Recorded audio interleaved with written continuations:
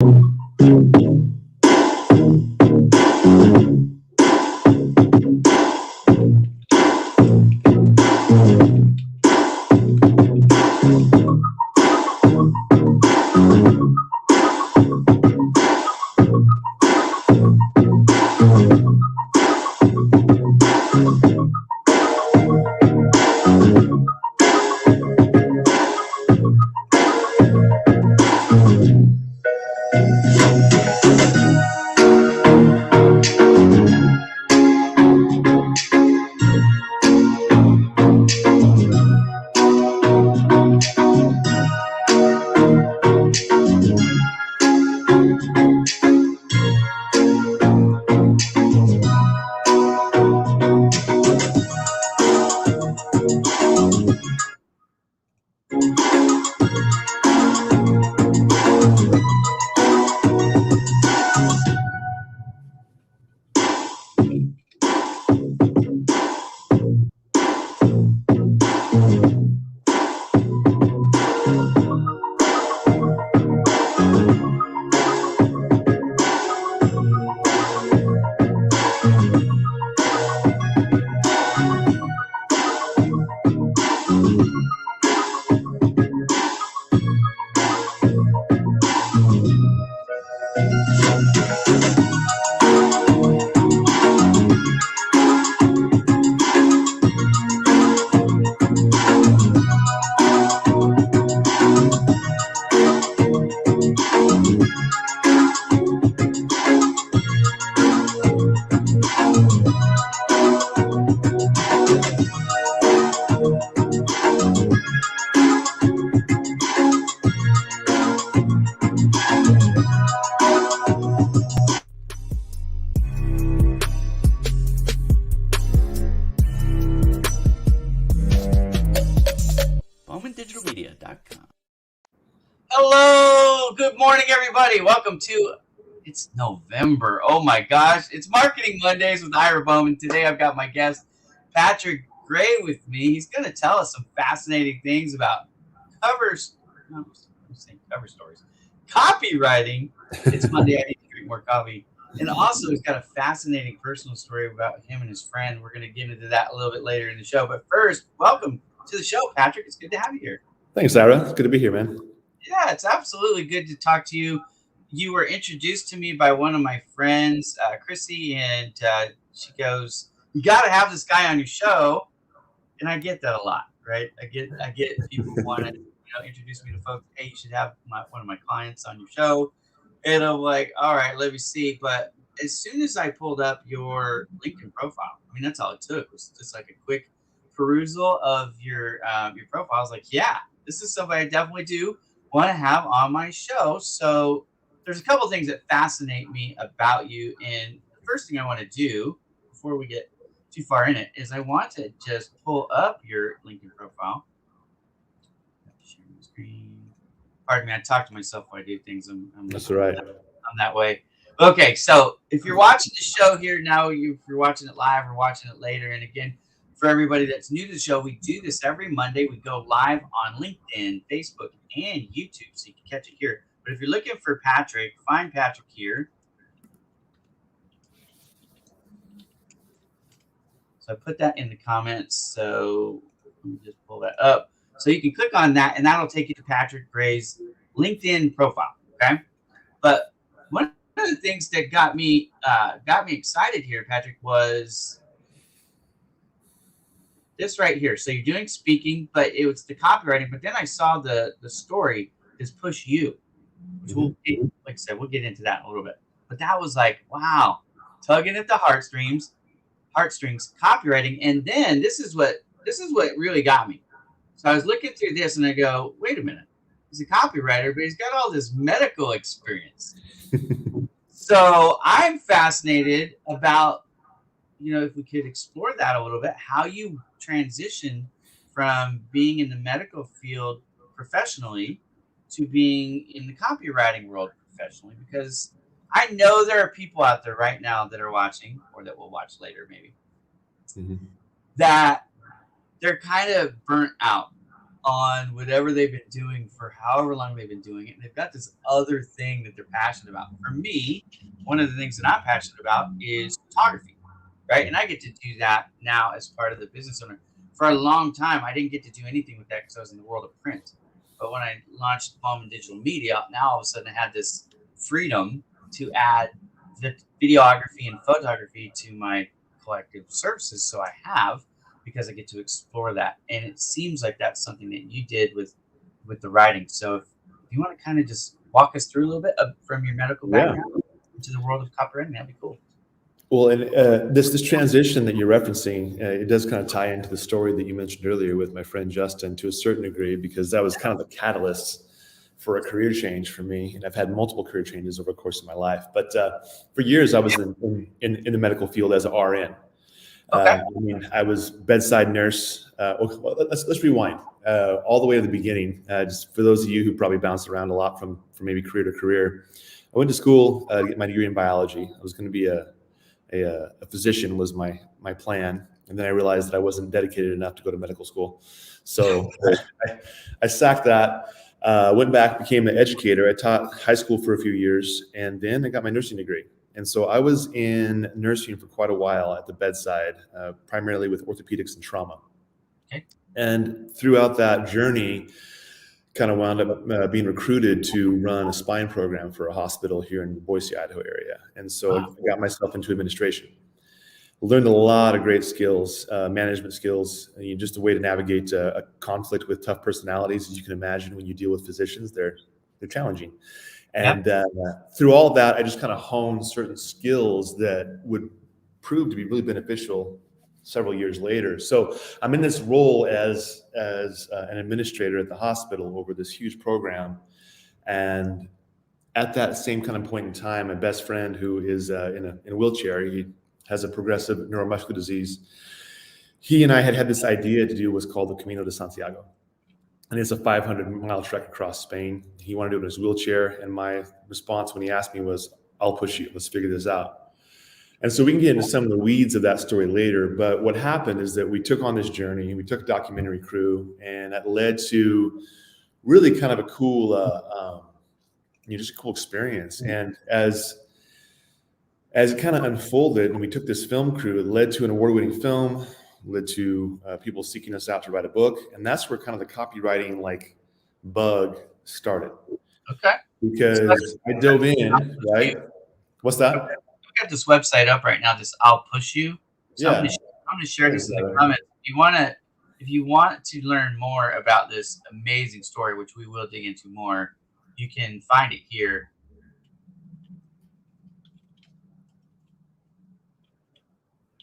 Sorry, I can't. No, it's good.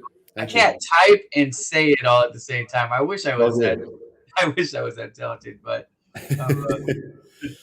But yeah, so we wound up, writing a book collectively. I kind of ghost wrote his parts because he can't write because he can't use his hands. So I'd interview him, and I kind of rediscovered really this love of writing I had from when I was a kid.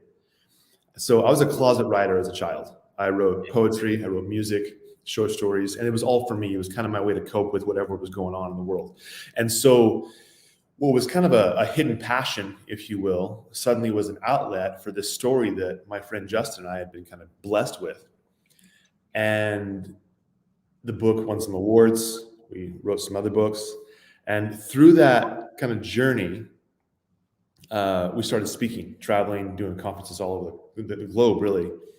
But there was a kind of a big dip in the speaking industry, and I want to say he was 17, if I remember, where there wasn't just a lot of action going on, and we had pretty much nothing happening for about 7 months.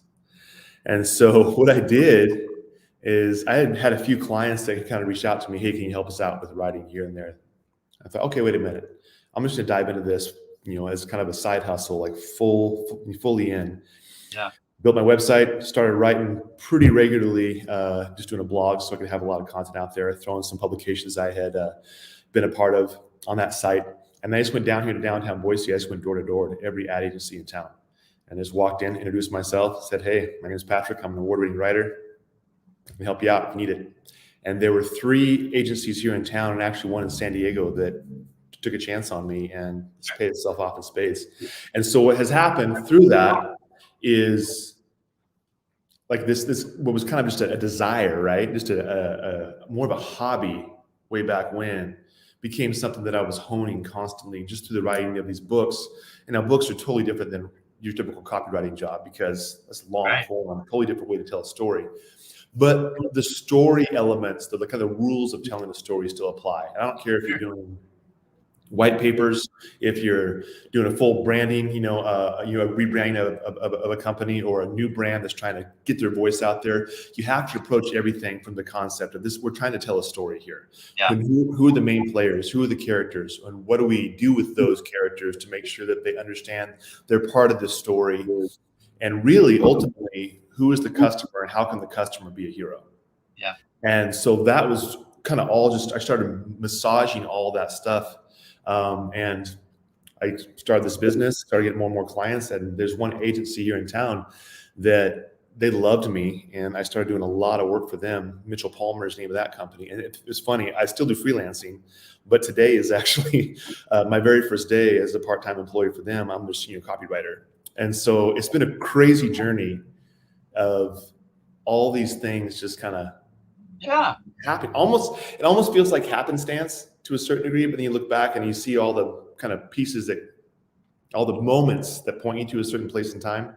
I'm where I'm supposed to be. Yeah, no, I believe that. It's funny because I actually put this up on my Instagram yesterday. I didn't know where this conversation was going to go. So as you say things, it will kind of inspire me to do some things. But let me share this real quick because it matches what you were just saying. I put this picture up. I do photography work, right? So I put this picture up yesterday on Instagram, and I was walking down a path in my community center, and it's just like, you never know where that windy path is going to take you. But what do? Right. You do your best to just stay faithful and walk the course. And I think, let's see what I said. I said, where's the winding path taking you? We don't always know. I'm following my path as basically as possible and hoping for the best. I mean, that's what I put up. So anyways, I believe that,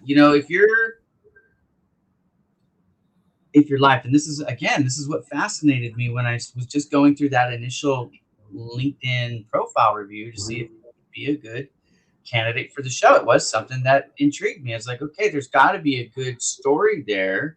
And I didn't know that you had always done copywriting, or not copywriting, but writing, that you'd always loved it. I didn't want to do too much exploring into, because I like these questions to be natural and organic. And I don't know. It's not scripted. The show is not scripted. I'm probably the only podcast host in America who doesn't send my clients or my guests I don't send you any questions or any prep before the show. It's funny you say that, because I've done a lot of interviews since this journey through in Spain, and anytime people provide questions, I say no, I don't want to see them first. Yeah, I don't want to go with your gut, dive in, and just let the immediate response be what kind of drives the conversation. So let's do this, because we've talked about Justin a little bit already. Mm-hmm. Let's get more into that, because that is fascinating, and let's try to plan like 5 to 10 minutes on that, and then we'll do the rest on your copywriting. And there's a couple of things I want to do if we can. I've got some loose framework here. I want to kind of get into the services that you offer professionally, so that if people are watching and they want to hire you, by all means, I hope they will. That'd be great. Yeah, and there's going to be some. I always have like some of the DIYers, right? The do-it-yourselfers. Did I say that right? I don't know. Do-it-yourself. Yeah. Okay, I have dyslexia, so I mess up my acronyms all the time. Anyways, but I want to get into some like help. Like, hey, here's some tips where if you're going to write for yourself, keep this in mind. And I think you have already given us a little bit of a clue here. Maybe you didn't even know you were doing it, but like keeping in mind the characters and what they're doing, and making the customer the hero of the story. So there are some tips that you could probably already expect if you wanted to. But let's do this first, because I do love this I'll push you story. So set the stage for us. How did this come about? Because walking the Camino, it's Camino de Santiago, is that right? You got it. You nailed it. Yeah. So walking at 500 miles, I have friends who have done this before, and they didn't push anybody. They just did it themselves, and it was like grueling for them. So you're pushing some. Well, I don't want to give it away. Anyways, okay. Set the stage. How did this all? How did this Yeah. all come to be, man? It's incredible. Well, my buddy Justin and I, we've been friends since day one. I mean, we were born 36 hours apart in the same town. So I don't have a period of my life where he isn't like a part of it. I have Part no of it, memory yeah. of him not being there. So we've had lifelong journey. At the age of 16, he was in a car accident that happened to trigger a dormant neuromuscular disease in his body. It's called multifocal acquired motor axonopathy. It's a mouthful. It's very similar Yeah, to 3 times ALS. as fast, right? Wow. But has a much longer lifespan than ALS. But what it's done is it's robbed him of the use of his arms and his legs. He's actually a graphic designer, and so his journey's been quite interesting as he's had to learn how to design with voice, and come to terms with the fact that he can no longer design at a rate that a lot of his clients would need him to. Yeah. And so as he's kind of wrestling with this kind of new path for him as he loses his hands and feet, basically he lost his feet, the use of his feet in 2008, I think it was, where he was in a wheelchair full time, and then a power chair in 2000, really kind of 10, when he lost use of his hands. And he and I have traveled all over, just he and I, or with our spouses as well. And so we've had a lot of journeys that we've gone on. It's just been adventures. And we had always wanted to do something just the two of us post his shift into a wheelchair. And we weren't sure what that was going to look like. And he got this idea for the Camino. Like I said before, he asked me, I told him I'll push you. And it was going to be just the two of us. But my boss at the time, when I was working in healthcare, it was 2013. I told him I needed 6 weeks off the following summer. He's like, "Excuse me, you need how much time off?" Yeah. And I kind of told him the story with Justin. Justin at that time was living in San Diego, California. He now lives up here in Boise. But I painted the picture of what we were trying to accomplish with this journey. And his response to me was, I will do everything in my power to give you the time off as long as you guys do everything in your power to document it on film. And when I asked him why, he said, because if you don't, you're selfish and you're irresponsible. There's too much hope not to share it. Yeah, for sure. Whoa, okay. His name is Ed. Ed doesn't mince words. And so we figured out, we get a camera crew to go with us with no idea what we're going to do. But we get to Spain. We're doing this 500-mile trek. It crosses 3 different mountain ranges. And in Spain, the mountain ranges aren't terribly tall. But you typically start at pretty low elevation. So like the Pyrenees, for instance, that's a 4,100-foot elevation gain in one day with a wheelchair. So wheelchair fully loaded with Justin in it weighs about 150 pounds or 250 pounds, sorry. And so we dive into this journey, had a friend of ours come with us for the first 10 days. Is this power? This isn't a powered wheelchair. No. You're talking about a good old-fashioned wheelchair. I'm going to tell you, my daughter is in a wheelchair right now. Okay, she's 140 pounds, let's say. And I get tired just pushing her around the hospital. Sure. I'm going to tell you, I can't imagine. You just said a 4,100-foot elevation gain. That's brutal. I don't know how you did. I don't know how you did it. I mean, are you Arnold Schwarzenegger? Are you? No, I trained for a year. I trained literally like 6 days a week for a year solid before we left. And you're in Boise, so you've got mountains there. I've been there. Oh yeah, plenty of elevation gain here. But our buddy Ted, who's a firefighter and a paramedic, he came along with us, and so he was with us that first day. And I mean, it took us 10 hours to get to the top, and our full day was 13 hours to go 17 miles. I mean, it was just grueling. But that's actually that time sounds good to me, bro. I'm still I don't know how you got past the first quarter mile. I'm just gonna tell you that I think you're a stud, bro. Well, when I go back and watch the footage, I'm like, I have no idea. Like there's moments I don't remember what I'm seeing. Like I don't remember being there. You kind of block it out. This to me is fascinating. I'm a former athlete, right? So I played rugby. I did wrestling. I did cross country. I did track. I mean, I understand. I just don't know how you did it. Like you have to really, really, really want it. You were all in.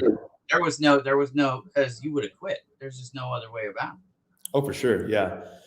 Now that first day too, that was just Justin, Ted, and I. Like we were kind of at the mercy of ourselves, right? Like there's no one else jumping in to help. But what happened very quickly, I take that back. There were some stretches on the first day where people jumped in, but we had met people from all over the globe And every I day didn't people were think just about jumping that. in and helping. Yeah. And so it was like I had an idea that I was going to go into this and do it myself. I'm very type A, very driven.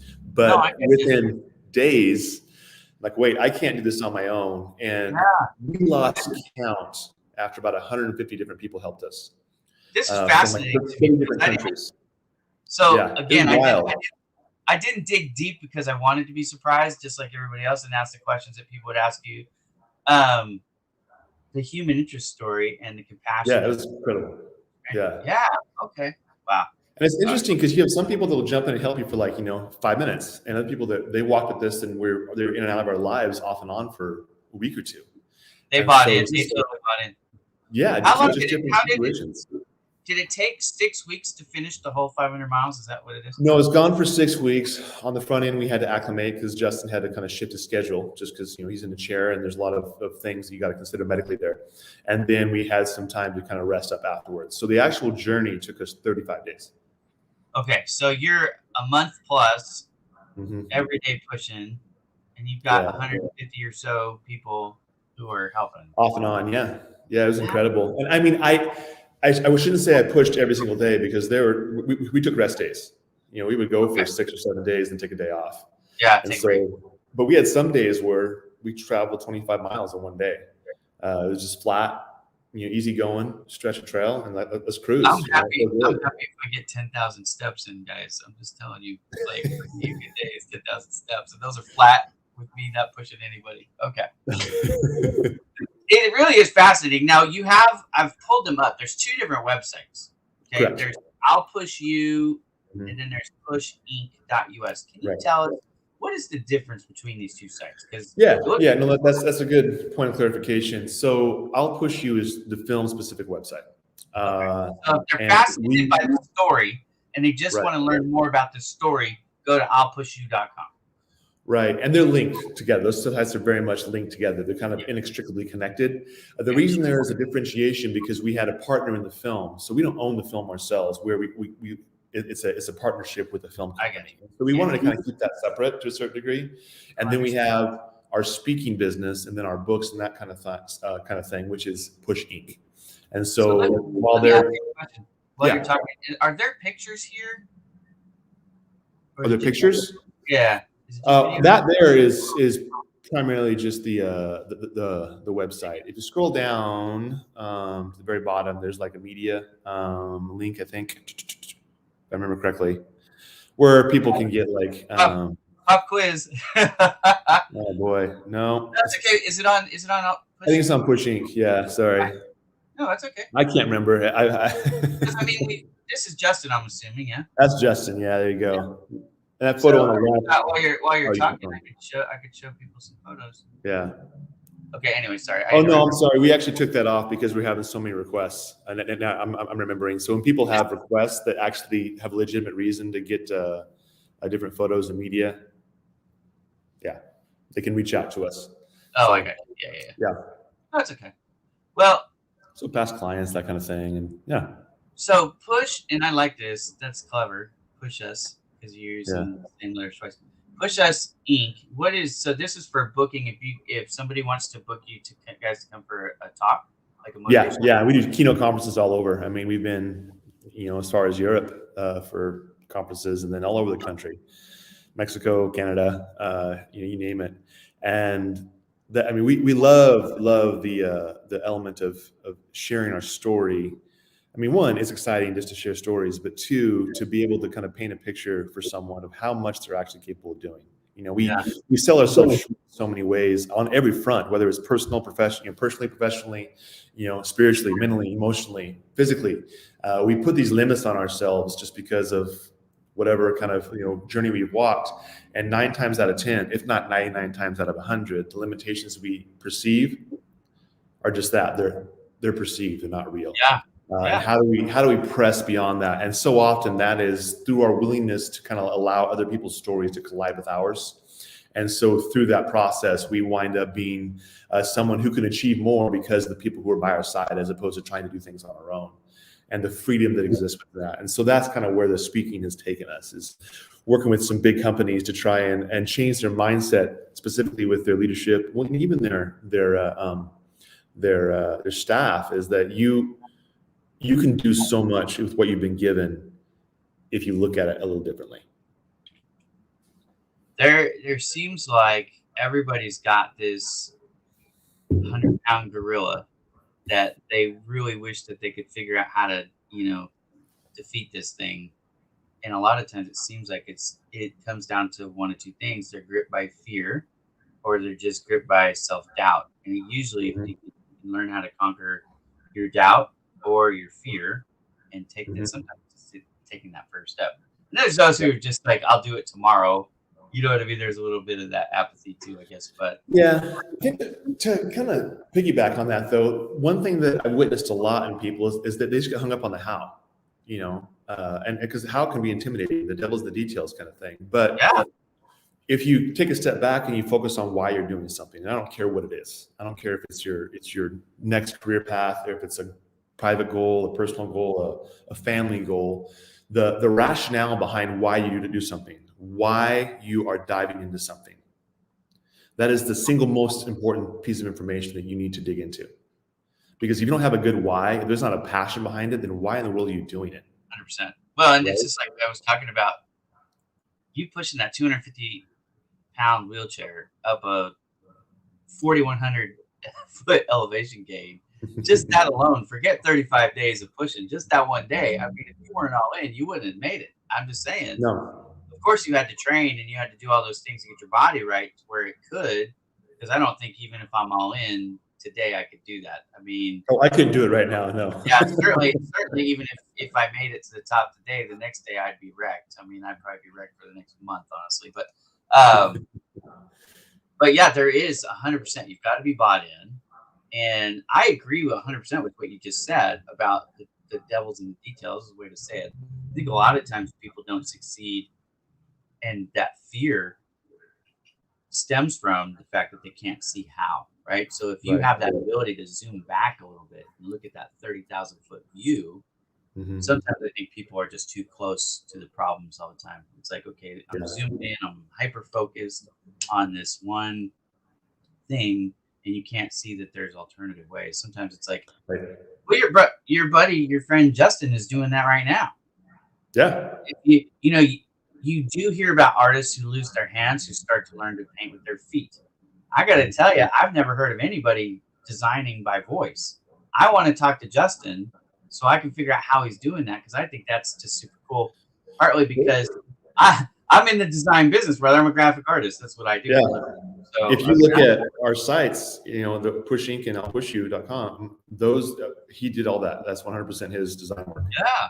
So I'll definitely reach out to him and see if I can have a conversation. Maybe there's something I can do to help, or I'm just fascinated to pick his brain a little bit.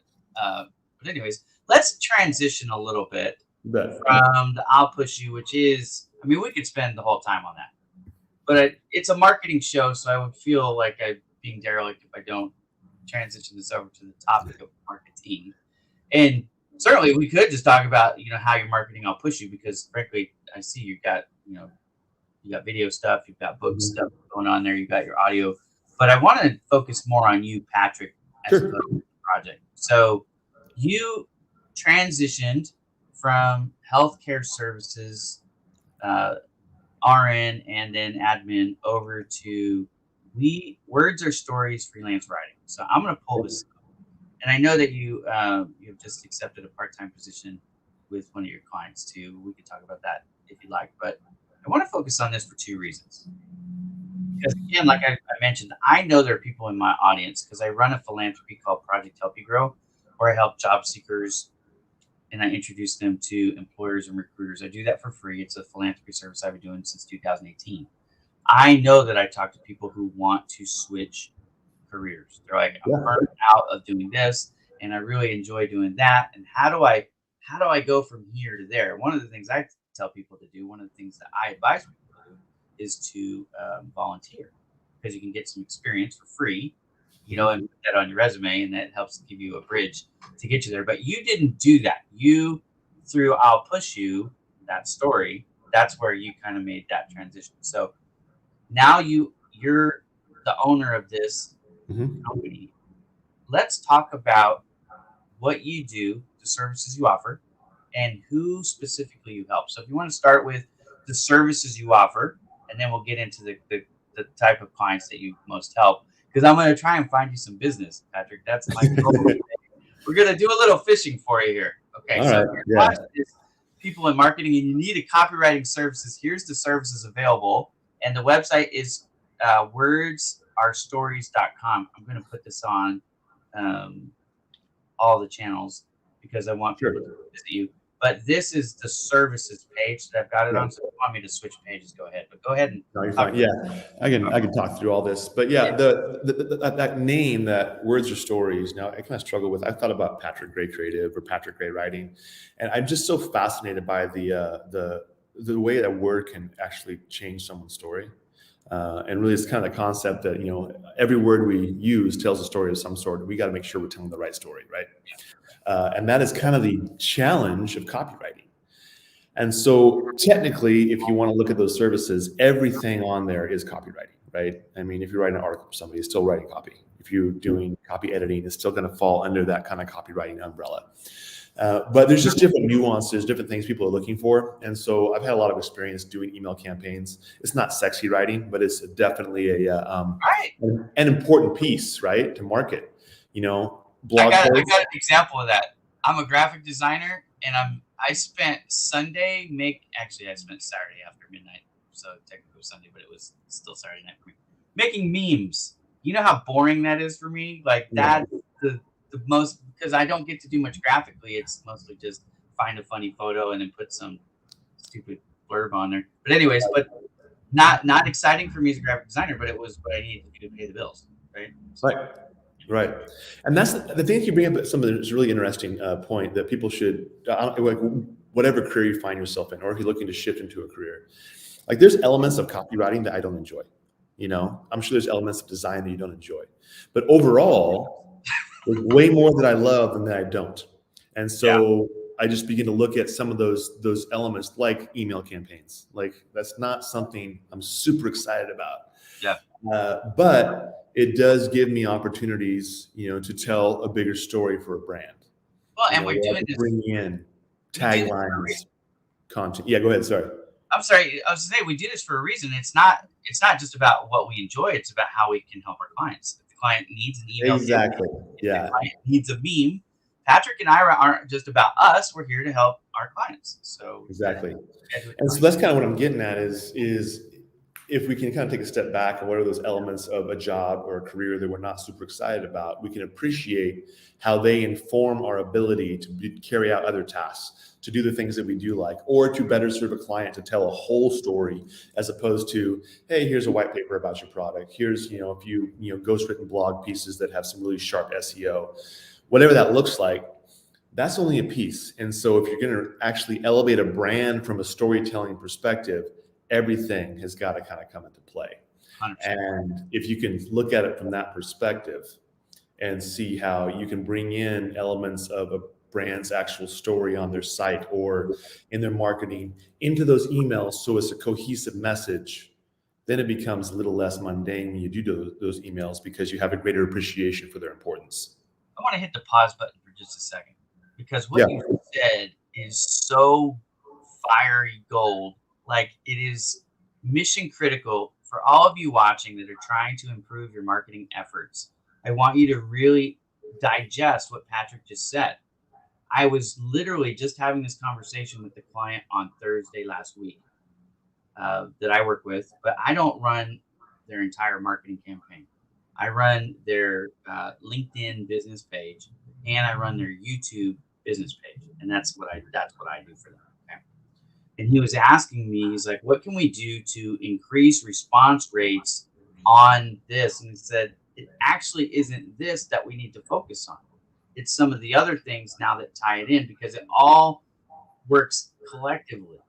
You're getting great attention from these, but now once you have that attention, the other stuff, the landing page on the website, for example, the emails that we were just talking about, the follow-up on the phone call with your sales team, there's other parts of this that also have to work together. It's like everybody in a boat rowing together so that you move further. It's like Imagine Justin putting on the brakes on the wheelchair while you're trying to push him up the hill. You're not going to go very far. You know what I mean?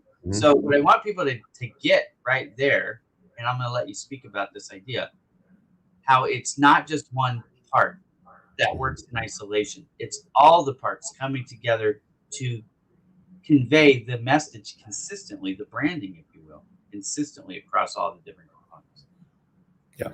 No, it's so easy to kind of fall into a siloed thinking. I mean, for me, my most enjoyable jobs are where I get to work. I mean, case in point is that's one of the reasons I took this senior copywriting job, is because I love the brand strategists that I get to work with, because they understand the global approach. And so now I have a team of people, and I try and get this with my freelance clients. Like, okay, who am I going to dock into? Who on your team is going to help me really tell your story well? And who is going to help me make sure, or kind of make sure I understand that you are telling the same story? Like I could get it pushed back to a certain degree. Like, okay, you want me to rewrite your web copy. You want me to do X, Y, and Z, and this kind of rebranding. On your end, how is your logo reflecting this? How is your tagline reflecting this? How is your messaging when you sit down with a client accurately reflecting the story we're trying to tell? Because if they are not docked in, you are screwing yourself over. Not only are you not demonstrating a cohesive story, you are going to lose people because they don't see brand cohesiveness. Like, I do this all the time. If I come across a brand that I'm working on anything, as a client, and they're like, it's like one side isn't talking to the other, but they want me to be excited about their business. I'm not excited about their business, because they don't get it. Yeah. Right. Well, as clients or visitors of that page, we could be confused. It's like, I thought this was a digital marketing company, and he's got pictures of his kids on here. What is that about? Or whatever. I'm just throwing up an example about myself. No, but you're exactly right. I used to have pictures of my kids on my website. You know what I mean? Anyway. Have that on your about page, about me. That's fine. Yeah. There's a time and a place for everything. Well, almost, I should say.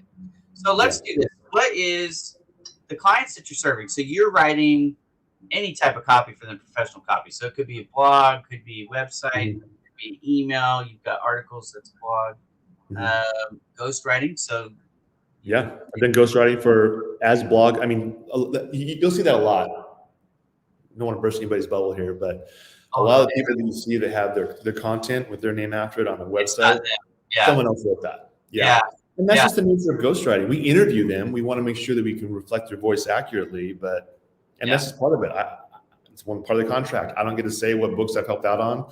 I don't get to say, that's why it's called ghostwriting. No, there's a lot of ghostwriting. For those of you, maybe this is breaking news, Patrick. So we'll just rip the Band-Aid off for everybody who's watching. But your favorite authors and your favorite, let's call them influencers. Oh, I hate that term. But anyways, the people that you're seeing on social media, a lot of them, they're not writing what you see. They're not even writing their posts, guys. I hate to tell you this. A lot of them are not writing posts. They're not writing comments. That's what makes me a little bit unique. Even with my audience size, I still do all my own writing. It also holds me back. And this is an advantage of having a ghostwriter, for those of you who haven't considered it. The advantage of having ghostwriting is it frees you up. There's only so many hours in a day, right? Yeah. So it frees you up. Plus, ostensibly, the person writing is going to be a better writer. I would like to think that's true. Professional writers probably do a better job writing. So you're not going to have, for me, it's me, because I have typos. I get this every day, Patrick. I get at least a DM, at least one every day. Hey, did you know you have a typo here? Oh yeah. And especially I'm like, social media posts. Yeah, and I'm like, and I get even in my designs, it's a little embarrassing because I have dyslexia. Just in full disclosure, I have dyslexia, so it's not that I'm stupid, but I looked at it, I proofed it, it looked right, and so I posted it. But I actually think that's one of the ways people can know it's authentically me. It's like I have mannerisms in the way I speak and things I do. Like I pretty much will say thank you for everybody who will comment on my Instagram photos. I say thank you. I have a certain way that I do it. You know what I mean? If somebody else was writing for me, it wouldn't be that way. Anyways, okay, so we're a little bit off topic, but here's where I wanted to go with it. So you offer pretty much writing service under the sun. Mm-hmm. So who is it that you're focusing on? Because like at Bowman Digital Media, we cater to service-based businesses, so like Mhm. accountants and lawyers and cooks and any service like HVAC, it could be anything, right? But service-based. They're not like e-commerce and things like that, manufacturers. Who is it that you like? Do you have a niche? Do you have like, okay, I'm finding I'm best working with big businesses because I see on like I push you some major names Mhm. there. Or are you working more with like the small mom and pop shop folks, or who are you really working with? Yeah. I don't do a lot of mom and pop shop work. I'm not opposed to it. It's just it hasn't been something that's kind of come my way. I dove into some pretty big connections right out of the gates, and so I have a lot of tech clients. Everything is service. I mean, everything I do is service oriented. Of course, I mean, from vacuum companies to big name computer companies to a few celebrities to shoe inserts to shoes to. I mean, Okay. I'm not opposed to doing anything. I make sure I can educate myself pretty thoroughly Yeah. on whatever I'm trying to write on, Yeah. write about. But I would say my niche, if I had a niche, would be in healthcare, just because I understand Well, the that makes world. perfect I've worked there sense. for so Yeah. long. Yeah. So I do It have a makes number perfect of sense. hospitals. You were an RN, right? So I mean, Mhm. that makes a lot of sense. Okay. Yeah. And then I would assume now you could probably write a lot about sports too with the I do a with your lot of outdoor stuff. Yeah. I've had some ski yeah. resort that have been clients in the past, and what I would say what's really enjoyable is when I get to write experiential pieces, meaning, and they can look different depending on the industry, of course. But like, say for in the vacuum world, like write about a vacuum is super sexy, right? But we can tell a company's story about how they have been successful and grown because of a certain product. Well, that's a totally different angle, right? Yeah. When you get to, and so you get to kind of bring their experience to life, Yeah. or if it's writing for a ski resort, okay, what is it like bombing down that mountain? Or what is it like in the off season when you're hiking these trails and you're the only person on earth for a 45-minute period, and those are really kind of like pointing back to what we mentioned at the very beginning of the show is really important elements are understanding the characters, the stories you're trying to tell. Yeah. So let's But talk the about that. character, reader. Let's talk about that process a little bit for those that are curious about how this would work if they're going to hire you, right? So you're Mhm. going to interview them. Is that the main thing? So it'd be like, hey, let's have a Zoom call or something, and or let's Oh meet yeah, together. yeah. I interview every client. Yeah, yeah. Yeah. Interview them. Is that Look like at a what one? their goals are. Go So ahead. you're gonna Sorry. if you're gonna ghostwrite for them, let's say they want blog writer, because that's probably one of the most common requests that I get from my clients is, hey, I need somebody to write my blog articles because I just don't have time, Mhm. or I don't care, or I'm not good at it, or whatever, right? They don't want Right. they don't for whatever reason they want to outsource the blog writing. So you're gonna be the blog writer for their Mhm. brand, for their company. So are you gonna interview them like one time for an hour, or does it just depend on the client?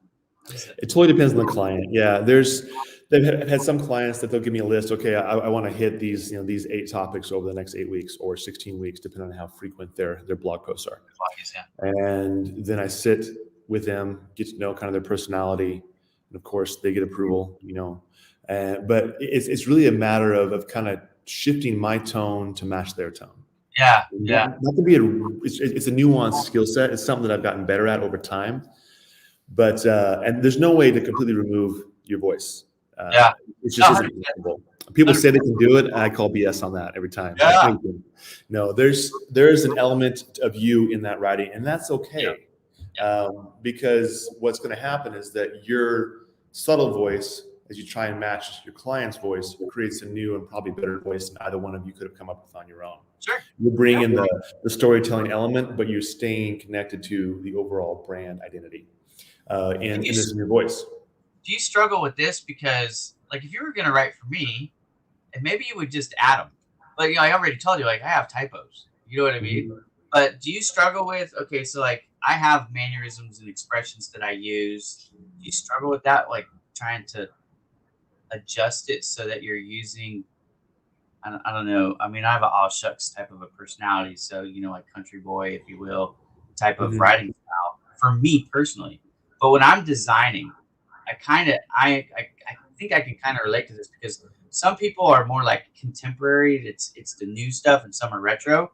And I have a just very specific design style that I like. But when my clients are the other way, then I do that kind of work too. It's not like I don't do it. Mhm. So, but I struggle to keep it, I don't know, consistent. Like I do try to sneak. I don't know. I like to sneak elements in there. I think that's maybe what you're saying. But is it hard for you? I mean, maybe you've been doing it long enough that you're like, if once I have their personality typed down, I can write for them no matter what. But it seems like Yeah, that would I be a struggle. mean, different personalities can be more challenging. I mean, if you have someone who's going for a lot of flair and almost abrasive in their style, Yeah, like that's just not my yeah. So, my preferred but mo. not And so everybody's have. sometimes I just say, I mean, after the interview, I'm like, you know what, we're not a good fit. Yeah, it's not your And fit. I've But turned a lot of clients down because either A, I don't believe in what they're trying to sell, or yeah, B, I don't appreciate their demeanor. And actually, I really like this, what you're just getting into, because I do that too. I interview prospects before. It's a two-way street, right? I mean, they want to learn more about the company, and so you go through this process too, I'm sure. But it sounds like you and I are similar. Like I turn down a lot of people, and people go, "You're self-employed. Why would you turn anybody down? That's money." It's like, you know what? I don't need to be the richest person in the room. I don't even Mhm. want to be. I really, I'm making my living, and I'm happy doing it. But I go to sleep at night thinking I did a good job for them, and I think that you and I, it sounds like, are a little bit similar in this too. Mhm. I become fully vested in the work. So if I don't agree with the brand, for example, Right. I don't do any marijuana stuff. I tried it. It felt icky to me. So I fulfilled my obligation and then I said, I'm sorry, I can't continue. And I have refused to do any of that stuff moving forward. That's just my Sure. personal convictions. So, it sounds like you too. So let's do this. What because you're not doing just ghostwriting. Like you could write for somebody who has, a brand, a kind of a loud Oh yeah, personality. headlines, taglines, you name it. Yeah, I mean, big banner ads, skyscraper ads. I do all that kind of stuff. Yeah, So a company is looking for somebody to write their social media posts. You could do that. I can. Yeah, yeah. It's not my. It's not your specialty. Somebody wants to write a book. It's. I can write good ones. I just it's so tedious. No, I'm I not know gonna. it's There's a probably reason like why a lot of people want to source that out because social media is tedious. it I get is. it. And then it's not just the posts, as you'll find out when you do social media management like I do. It's also the comments. You gotta Yep. you gotta engage with people. So Yeah, which I will not manage. I can tell you right now. If someone yeah, wants post management, that kind of that's thing, not that's my what my thing. company I won't do it. specializes in. That's our bread and Yeah, butter. We manage business pages. We make the content, but really we're curating yeah, and and trying to build those relationships. In fact, something I do, I don't know any other business that does this. We not only are proactive in doing it on their page, we actually go out to their candidates, their prospects, and make comments from the company's profile sure. on Yeah, prospect I mean, page. engage. It's a great way to go about it. I don't Yeah, have the time or the. yeah. Well, everybody's got their Yeah. thing. So Yep. that's so Yeah. that's what we're That's doing. great. But I'm trying to help people that are out there going, I'd really like help with this or with that. So you'll help them write a book, and it Yeah. doesn't have to be Yeah. ghostwriting. You can just help them write it, or you can write Yeah. it for them. I can. Yeah. I can. Yeah. Help you with the story architecture and build everything out and be kind of an editor, or I can come in and actually ghostwrite it for you. And website content. I just want to make Mhm. sure everybody hears that because we at Bowman Digital Media create websites. We're a website development team, but we don't write copy. Like if someone says, I want to do, in fact, I have this right now. It's happening right now. It's an HVAC customer, right? So heating and air conditioning type company. And he goes, I started my own business and I want a website. Great. Okay. Didn't have a logo, didn't have any graphics, didn't really have anything other than this topic for me. And I go, okay, here's what you need to do. And this is true for all my clients. I need what you want it to say on the home page, on the about Mhm. page, on the contact page, on the services page. You give me all the copy and then I'll put it all together for you. I add the graphics, I'll add the photos, no problem. But I'm not writing all the copy. Why? Because I'm not an expert in those fields. It's not what I do. But Mhm. that is something that you would do. Oh yeah. Yeah. I do that all the time. Yeah. It very much falls into line with the whole. I mean, it's like what I'm going to do. My specialty, if you will, is brand copy. So if you're looking for the whole picture, so it might be like, for instance, a hospital. A Yep. hospital is looking to, maybe they need to kind of revamp all their service pages. Okay, let's go through and make sure that we have very clear language on these service pages. Right. To make sure that all the messaging and the call to actions make sense. All right, now we're going to send out mailers, right? For mailers, you have patients that you need to get, hip or knee surgery, or you have a demographic that you were trying to hit to get vaccinated for the flu, whatever it is. Okay, how do we continue to make sure that messaging is clear and clean, to email follow-ups after an appointment, to check out that really check out that comment right there. If you need new copy on your website, contact Patrick Gray. Right? So it's copy, guys. For those of you who don't understand what I mean by copy, I mean the paragraphs and the sentences and the titles and all that. Yeah. That's, to me, the part I don't do. People always ask me, like, why don't you do that? I'm like, well, it's not what I enjoy. Like, if you need a new graphic, a new GIF, a new video, that kind of stuff, yeah, we put it together. We make sure all the buttons work. We'll do the SEO work for you. I actually have a team of people who help me with the SEO stuff for our company, so it's not just me. But we do not rewrite all your copy. That we would source that out to somebody like Patrick. In fact, I was telling you, full disclosure, Patrick, before the show started, I could probably start sending you work. And the more you talk, brother, the more I'm confident in doing just that. So, thank you. All right, we got 10 minutes left, roughly, of the show. Mm-hmm. I want to transition now, if we can, a little bit of the DIY stuff. So, some tips that you can help people. People are struggling. Let's say what you're just talking about, because I think this is going to be fairly common. You've got a website out there, or you're thinking about creating a website, either or, and you're not even sure, because sometimes less is more. Certainly, a lot of times less is more. How do they figure out? Let's give them some tips on how do they figure out what copy should be on their site and maybe what is too much. Yeah. Well, I mean, everybody's aware of above the fold, right? I mean, yes. Let's show them. Let's show them. Okay, so whatever real world example. This is older guys. Patrick, I didn't just tell you old. And this right here. I'm throwing me in there, right? This is above the fold. Where does this come from? This comes from. Yeah, that's on my services overview. So go to the homepage if you would.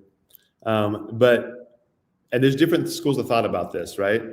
Like, I am simply trying to get someone intrigued here. And this is actually not the best example. I'm not a designer, as you can tell. But above the fold means what you can see before you start scrolling in this case. But it comes from the old newspaper days when you buy the newspaper and it was folded over. They would try to put the headline and the photo and anything attention grabbing on the top.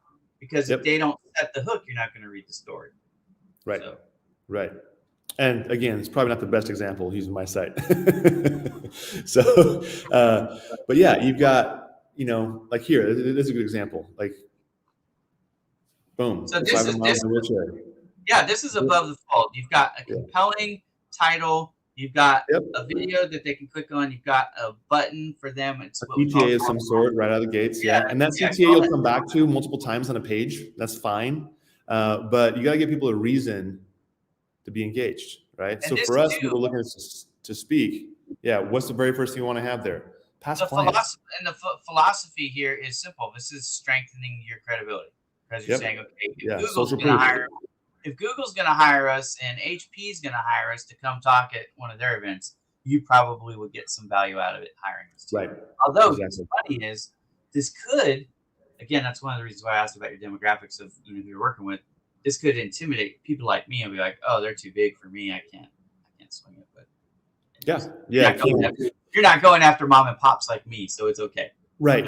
And and that's something you have to ask yourself. You have to, who is the demographic you're going for? That's mom and marketing. Pops, you can't make a living speaking for mom and pop shops. 100% true. 100% no true. way. I'm going to want to pay you in pizza and, a soft drink. Right. And that's just not our thing here right now. So, we get a lot of pro bono work coming through. We'll do that once in a while. But for the most part, it needs to be a client that can pay the bills, because for speaking, specifically, there's so much work on. I mean, if someone hires you as a speaker, like, oh, you just did an hour of work. Well, no, we craft our talk for you guys, so there's that work on the front end. It's 3-4 days that you want us at the conference to engage with the population, because we always come in and we don't just do our hour. a keynote, but then we're there for a period of time afterwards to make sure we can engage with people and hear their stories and give them a reason to be excited about this new information that they've been shared, has been shared with them. And so you're not hiring us for an hour, you're hiring us for 3 days plus all the pre-work. Plus travel. So plus the travel, plus everything else, time away from our families. And so it's real common where you get people that are kind of first coming into like, hey, we're going to do a conference. Let's hire a speaker. We got $500 to have you come and speak for an hour. Nope, we're not going to cut it. That doesn't get it done. Yeah. I mean, I'm getting that too. I'm doing a TEDx talk in April of 2022, and it's in Wilmington, Delaware. So I'm going to go to it's outside of Philadelphia for those of you who aren't familiar with that part of the world. But it's outside of Philadelphia. But yeah, I'm already working on the speech, what I'm gonna be talking about, and I'm working on my travel plans. I mean, it's anxiety to get up live and go, okay, I've got to carry this conversation for 10 minutes or so. I don't know how long your speeches are, but I'm assuming as a keynote speaker, it's more like 30 minutes or even an hour. So that's interesting. Okay, let's do this. If somebody wants to write a blog and they're struggling with, composition or, not necessarily ideas, I'm going to assume that they know what they want to talk about, but what's some tips that you can give them to help improve the quality of their blog? So they're writing it themselves, not hiring it out. For those of you who are watching, this is your DIY tips. How can they make their blog better? Well, blog or long form, it doesn't matter what you're doing. I am a firm believer that architecture is the most important piece that you can spend your time. So have some framework in place. You get a lot of people that just sit down, here's my topic, and they just start writing. And unless you have some type of flow mapped out, unless you have key points that you want to address, it's going to be cumbersome. It just is. And so I always have, and I kind of start with kind of title ideas, if you will. So I'll have, here's the topic, given blog. Here's kind of the title I'm going to go for. It can change. It's not set in stone, but here's kind of my title. Here's my 3 or 4 main points I want to hit. What sense does it make, or what order makes sense, for those to kind of flow? And that might shift as you write it out. But then you have 3, 4, or 5 blocks of information that you can kind of plug in. Yeah. So now it's not so overwhelming. Like, okay, I'm trying to get a 1,500 word, piece out there, and I'm, or 500 word, whatever you're going for, and it winds up being a lot more palatable then, right?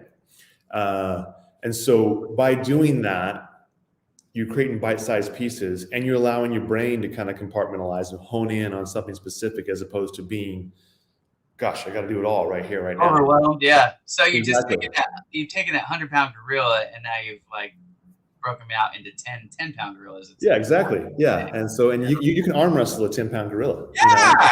So or 10-pound monkey, I guess. I don't know. Things are still strong, but but it's starting there, because if you don't have an overarching idea that makes sense, it's just going to be a sludge.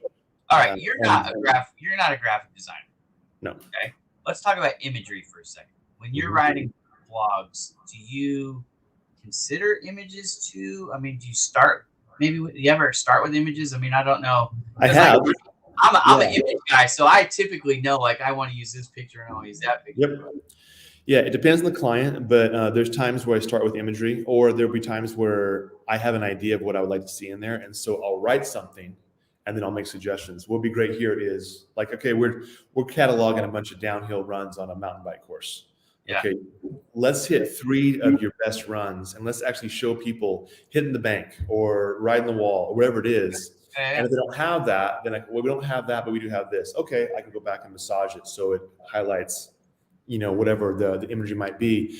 But it's not real common to start with imagery. I don't mind it at all. I love it when I can drop into someone's website and have I don't know if you're familiar with Figma or not, but any type of wireframe that's there, where I can see not just where an image is going to go, but what kind of space is going to map up with that. Because something that's really critical in websites, and a lot of sites don't do this very well, is you should never, from a visual standpoint, have a photo with copy next to it where the copy is longer. Yeah, exactly. That's just a Exactly. major no-no. It should be a streamline. It Yep. draws your eye into that piece. Just if you have 3 services side by side you offer, ideally those services should be the same length and copy. Yep. Yep. And it's what you It's were just talking about. clean. Yeah, it's what you were talking about in the beginning, right? Your first tip, have an architecture, or I use the word Mhm. framework, in And that place. comes into play. Yeah. And then Not just the words. let's say you know, okay, it's going to be roughly 100 words, but you used a couple of highbrow words and they're longer. Then that's where you get out your editing pen and go, okay, I'm gonna Yeah. I'm gonna shorten this up a little bit so it's clean. One thing that I know from the design standpoint, it's tough because you have the desktop view, you have the cell phone Yep. view, and then you have the tablet view. So Exactly. really, if you're doing um, stuff for websites, you kind of have to keep it all in mind. And it's tedious, but it's worth the effort to get it super clean, especially the stuff, to borrow again the term that you used, above the fold, right? Is the further down you go, Yep. you get a little bit more forgiveness, but you have the top be really, really clean. Okay, so we are right at the hour mark, and I want to be respectful of your time and the audience time. So what I want to do is I just want to give you an opportunity, like 2 or 3 minutes, to really say whatever, maybe there was something that you wanted to communicate that I didn't get to, because I'm not always the best at asking the right question. That's great. But if there's anything that you want to, like, not your final goodbye, but like some parting thoughts to kind of leave us with, that would be awesome. Well, I'm just a firm believer in whatever someone's trying to accomplish in their life is that you got to have a passion behind it, and I'm not here to plug my work necessarily. I'm just to plug a mindset, if you will, is that whatever you got yourself into from a career standpoint or life standpoint is why are you there, right? Ask yourself the question, why you're doing what you're doing. And if there's passion and drive behind it, great. If there's not, evaluate. Look at your own story. Look at how you've gotten to where you are, and let that kind of inform your next decision. If you're on a path that's super exciting, great. Great. That's fantastic. If you're on a path that's really mundane, like, okay, how did I get here? And what can I do to bring some life back into it? Because kind of those elements that I try and bring to a brand are the elements we all should be trying to bring to our lives. It's just, okay, what is my story I'm trying to tell? How am I trying to make the world a better place? And am I doing it well? And there's a lot of times I do some self-evaluation. I'm like, well, I'm off today. I should probably, start over and reboot. But constantly be looking at what kind of story you're trying to tell is going to inform the decisions you make in every facet of your life. And it's such a great baseline to live from. Yeah. And yeah, Well, that'll help keep. that's all I got. That would help. But that's a lot. That would help keep people centered. You see people, and I can be like that. I'm not that quintessential guy, that squirrel. You know what I mean? I get distracted. So I like that line of thinking, because okay, what is it that's important to me? What story am I trying to tell? Whether it's mundane or exciting or whatever it is, it will help keep me focused. So Exactly. okay, well, I appreciate. I mean, you've given us a lot. Keep the characters in mind. How to make the customer the hero of the story. Mm-hmm. Keep architecture in focus before you start writing. Make sure everything's clean. Keep above the fold and below the fold in check. Make sure that you're centered, not trying to do too much all at one time. Again, I just want to remind the audience, there's a few places that you can find Patrick. I've shared them in the comments throughout the show. So scroll the notes if you want to find the link, but I'm going to pull them back up on screen real quick one more time. So if you want to find Patrick, you can find him right here on LinkedIn. Okay, Patrick Gray. Look for these words or stories up in the top left, because there's other people named Patrick Gray. So that'll help you there. We've got words, our stories freelance writing. That's his professional website that you can hire him to do all kinds of copywriting for you. Then we've got this fascinating story with him and Justin. This is more I'llPushYou.com. This is more the story itself, okay, documenting the story itself. And then you've got another one called Push Us Inc. And Push Us Inc. is how you can hire Patrick and Justin to come and do motivational corporate speaking for your company or event. Okay. Yeah. And it's just Push Inc. Just Push Inc. Sorry. Yeah, that's okay. Yeah. But the US in the middle there is just the idea that we're in this together. We're gonna push. I like that though. I like the us there. So, anyways, Patrick, I want to thank you so very much. I hope I did your story justice. I hope I helped you get some more some business. I hope I've helped you find some clients here. That's great. Yeah. And for those of you that are trying to write yourself, keep in mind what he said. Framework is so important. And one suggestion I'm going to give, if you're not sure where to begin on a story, Google and look for other people who have written Sure. about what you're trying to tackle, and just look. Don't read too close because I don't want you to confuse your story with theirs. But just kind of look at the way they presented it, because typically they'll have had some editing done and it'll pass through a process, so you can kind of get some ideas just looking at people's format. So, anyways, an idea for me to you all. Thank you very much. We are going to be on again next week. This happens. This show is called Marketing Mondays. I'm your host, Ira Bowman. My guest this week was Patrick Gray. Join us again next week. I'll have another guest on. The show starts at 11 a.m. Pacific time. That's 2 p.m. Eastern. You can time adjust for wherever you are. Patrick, thank you so much. Have a great day. We'll see you all next time on Marketing Mondays with Ira Bowman.